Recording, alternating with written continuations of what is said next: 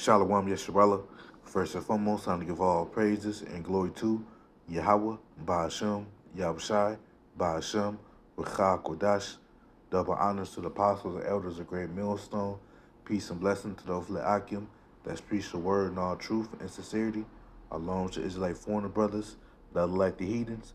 But the line and false side goes back to the nation of Israel, which the nation of Israel, you so-called Negroes, Latinos, and Native Americans through the prophecies and curses of Deuteronomy 28 chapter and throughout the Bible. So this is Brother Yakar Amap a lesson, and today's lesson will be entitled Give Diligence. I'm just going to go on some precepts and a little one. You brothers and you sisters out there be edified through the spirit and power of Yahweh Shemel Shai. You know, I looked at the word diligence. It means careful and persistent work or effort. You know, it says rigor. It says rigorness, thoroughness, attentiveness. You know, um, commitment, zeal, dedication, effort, and that's right. We have to apply those characteristics in the truth, man, concerning this truth. Because as Apostle Har, once said, we are working for the King of the universe, which is the Heavenly Father Yahweh, and His only begotten Son Yahweh Shai, man. So we have to do the best we can while we're on earth to please our power, Yahweh Shemel Shai, by way of our works, man, in righteousness concerning the truth, And we have to be like the church of Berea, you know, which believe it's in Acts the 17th chapter. Acts 17, and let's see,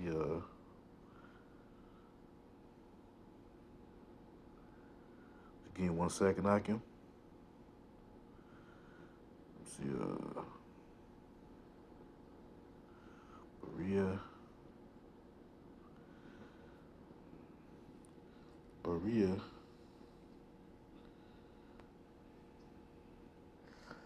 Yeah, I found it right here. This is Acts chapter 17 and verse 10. It says, And the brethren immediately sent away Paul and Silas by night unto Berea, who coming thither went into the synagogue of the Jews. It says, These were more noble than those in Thessalonica, and that they received the word with all readiness of mind and searched the scriptures daily, whether those things were so, man. So this was the church of Berea. They were very diligent. They whatever Apostle Paul told them, they would go into the scriptures to verify what he was saying was true. So that's the same spirit we have to be in, man. Being diligent, as it says in 2 Peter 1:10. It says, Wherefore the rather, brethren, give diligence to make it calling and election sure. For if you do these things, you shall never fall. And that's right, man. So we have to be diligent concerning this truth. Reading, studying, praying, fasting. Going over the breakdowns or reading over old chapters that we read in the past. And rereading them to get more understanding of them, man. And even enhancing your vocabulary when you speak, which is not about um, you know, being eloquent or nothing, but just just upgrading this abounding in your speech. There's nothing wrong with that. Because the scriptures say, comprehend much in a few words. You know, find that. Leave this in the apocrypha. Yep. It says, this is Sirach 32 and 8. It says in the apocrypha, let thy speech be short, comprehending much in few words. See? So we want to be able to comprehend much in few words, man. It says, be as one that knoweth and yet hold of his tongue, man. So that's right. So it says, let thy speech be short, comprehending much in few words. That's right. And that goes into, when you read verse 7, it says, beat young man if there be need of thee, and yet scarcely when thou art twice asked. And that's right. And that happens when you're in the presence of great men in the truth, such as apostles and elders, a great millstone, This applies to that, but you also can apply it to, you don't want to just always, when you do speak, break down the precepts on the highways and byways. You don't want to just be talking forever. You want to, make your get straight to the point.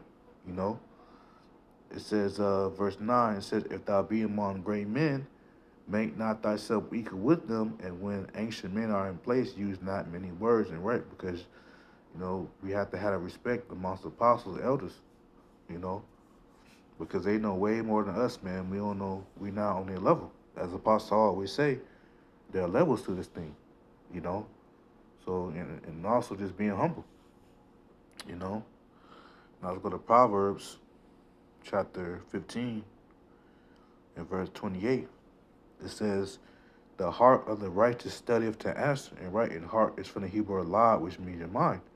So the mind of the righteous studieth to answer, and right, because you have to study, throughout the week, you know, and for when the highways and byways come, maybe some believers of Jake, or some gainsayers that try to ask us questions, and we must know the answers to them, concerning the scriptures, man. Because we don't want to be confounded by a naysayer or gainsayer, you know. And remember, the Lord is gonna always, um, look out for us, man. As it says in Proverbs 16 in verse 4, it says, "The Lord Yahweh have made no slack here. Um, yeah, it's Proverbs 16 and 1. It said, "The preparation of the heart and man, and the answer of the tongue is from the Lord." So our answers the Lord puts in our minds to to give us a spirit of what to say to these people when they ask us questions. So everything is from Yahweh Shemon Shai, you know. But the Lord also wants us to study too, because we might be studying on a certain topic throughout the week. Then following, that next following camp day, the Lord might put the Spirit on someone to ask us that question that we were studying throughout the week. So it'll all be through the Spirit, and that will, make us feel good to know that we're doing the right thing, studying this stuff, being diligent. But yeah, Proverbs 15:28 says, "The heart of the righteous studieth to answer, but the mouth of the wicked poureth out evil things." Right? The mouth of the wicked will be false doctrine. You know, that false doctrine will be those evil things. Esau, these unrighteous decrees. You know, damnable heresies. You know, preaching out the names of the Lord. You don't have to worry about preaching the true names of the Lord. No, we do have to worry about that, man, because the names of Yahweh Shema Shai are very important. You see? Now let's go to Hebrews 6 and verse 11. It says, "And we desire that every one of you do show the same diligence to the full assurance of hope unto the end." That's right. You know, it says that she be not slothful. So we don't want to be slothful. We want to be lazy. You know, we want to be apt to teach. Which all brothers got different spirits of teaching. Some brothers got more, are better at teaching than others. But nonetheless, we all have to have that spirit of being apt to teach. You know, even if we don't speak as well as another brother, but as long as we know the right doctrine, that's what it matters. That's what all that's all what matters is preaching the right doctrine, man. You know, it says, "But follow," because you being able to speak good is not you're not going to be able to be saved. You're not going to be saved by how good you can speak. You're going to be saved ultimately by you being part of the elect and preaching the true doctrine, not preaching false doctrine. You know, no gal being found in elect lips. You know, it says that you be not slothful, but followers of them who through faith and patience inherit the promises, man. That's right. You know, so we can't be slothful, Akin. You know, because sometimes the spirit can't hop on us to be slothful, be lazy. That lazy demon can hop on us, but we gotta remember, the fear of the Lord, man. Before judgment, examine thyself. You know, as the scripture say in the Apocrypha, the 2 Corinthians 8 and verse 6. It says, in so much that we desire Titus that as he had begun, and this is Apostle Paul epistle to the church of Corinth in Greece. You know, it says, in so much that we desire Titus that as he had begun, so he will also finish, and you the same grace also. Therefore, as you abound in everything, which abound means to increase, in faith, in utterance, in knowledge, in all diligence, and in your love to us, see that you abound in this grace also. That's right. So we want to abound in those things in faith and utterance. How we, say things. Let our speech be seasoned with, as scripture say, let your speech be seasoned with salt, something like that. You know, you know, speaking things in due season at the right time, not being out of context. You know, oh yeah, looking up as Apostle taught us. Looking up the by the the land masses. Throughout the earth.